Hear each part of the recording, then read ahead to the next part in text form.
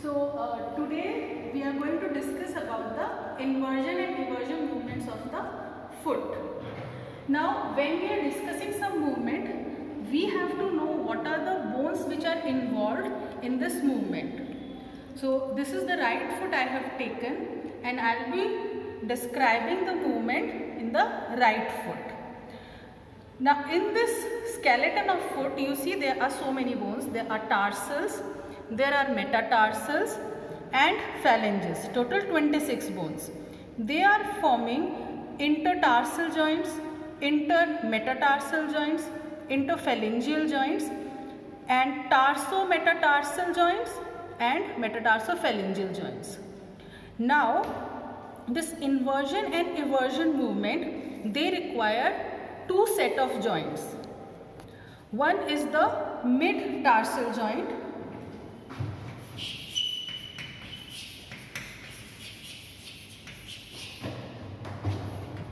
and the other one is the subtalar joint.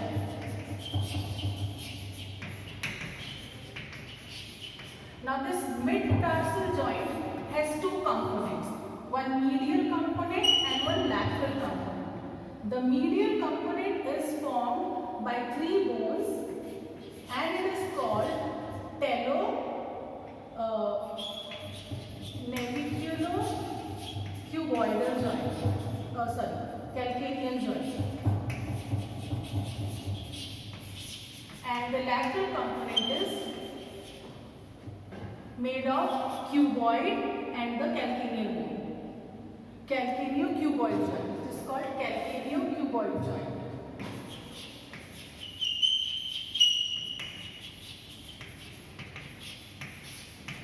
And subtalar joint is the name of another name of posterior talocalcaneal joint.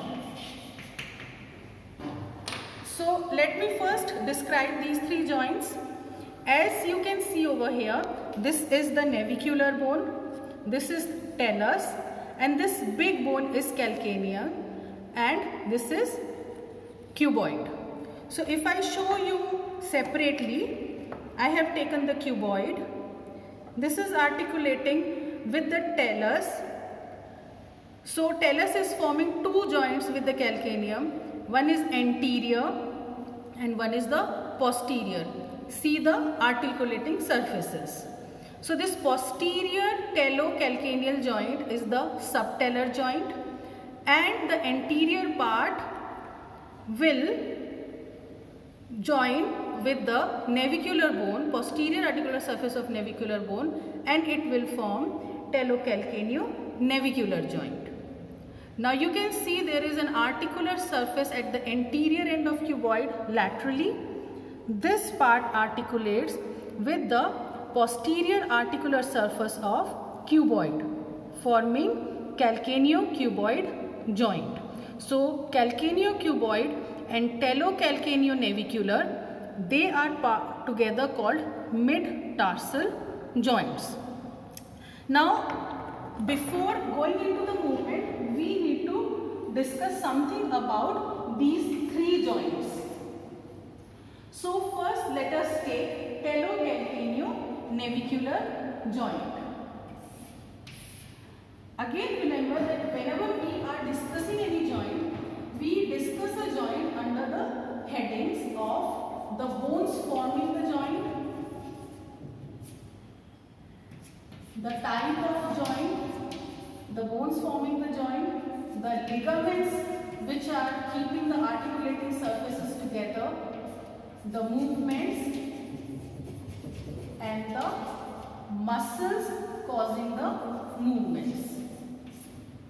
So first if we take the talocalcaneo-navicular component of the mid-tarsal joint, we see there are three bones involved, talus, calcaneum and navicular. Now this joint is a ball and socket type of joint. So you have seen the hip joint is a ball and socket type of joint. This is a modified ball and socket type of joint. This joint here the socket will be formed by the continuous articulating surface of the navicular bone and the anterior articulating part of the calcaneum. These two are bridged with each other by a ligament called plantar calcaneonavicular ligament, talocalcaneonavicular ligament, or the spring ligament. So this continuous surface is forming a socket, and in this socket the head of the talus, it fits, so it forms the ball, right? So here you can see this joint, the calcaneum, the navicular, bridged by the spring ligament, forming the socket, and head of the talus forming the ball. Now this joint, so it is a ball and socket type of joint. Ball and socket joint is a subtype of synovial joint. So like any other synovial joint, this joint will have its ligaments. Each and every synovial joint has its capsular ligament. So articulating surfaces, they are covered by a capsule. So here also the most important ligament which will be keeping the articulating surfaces together will be the capsule of this joint, which will be strengthened by some joints on the dorsal surface, some on the plantar surface. Now above dorsally, it is supported by a joint, by a ligament called talonavicular ligament. So capsular ligament is covered by talonavicular ligament. Below we have talked about this spring ligament, which is also called plantar talocalcaneonavicular ligament. Now this ligament is important. Why? Because when I am standing, see what happens when I am not standing.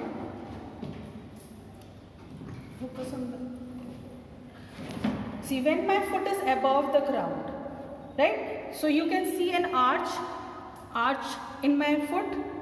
Now when I keep the foot on ground, this arch flattens. So what is actually happening? When I am putting my foot on the ground, then show the bone. Then what happens? It is above. This talus is above. You can see the arch.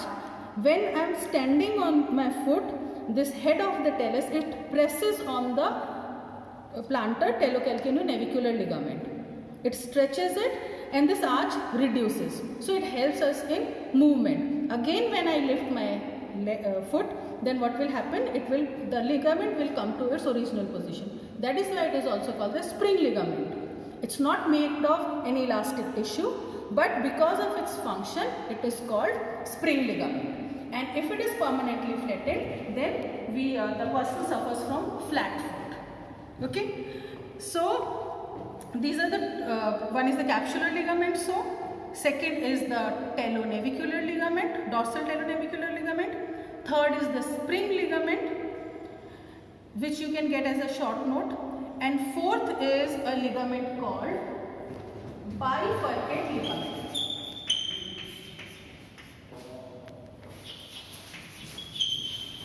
Now this bifurcate ligament, it is actually a Y-shaped ligament. So this Y-shaped ligament, it has a stem and two limbs, medial and lateral. The medial limb is attached to the junction of navicular and the talus bones. So this is the picture you see. This is the picture of from above you are seeing the arch of the foot of right side, and what you can see, there is calcaneum. This bone is the navicular bone, and this is the cuboid.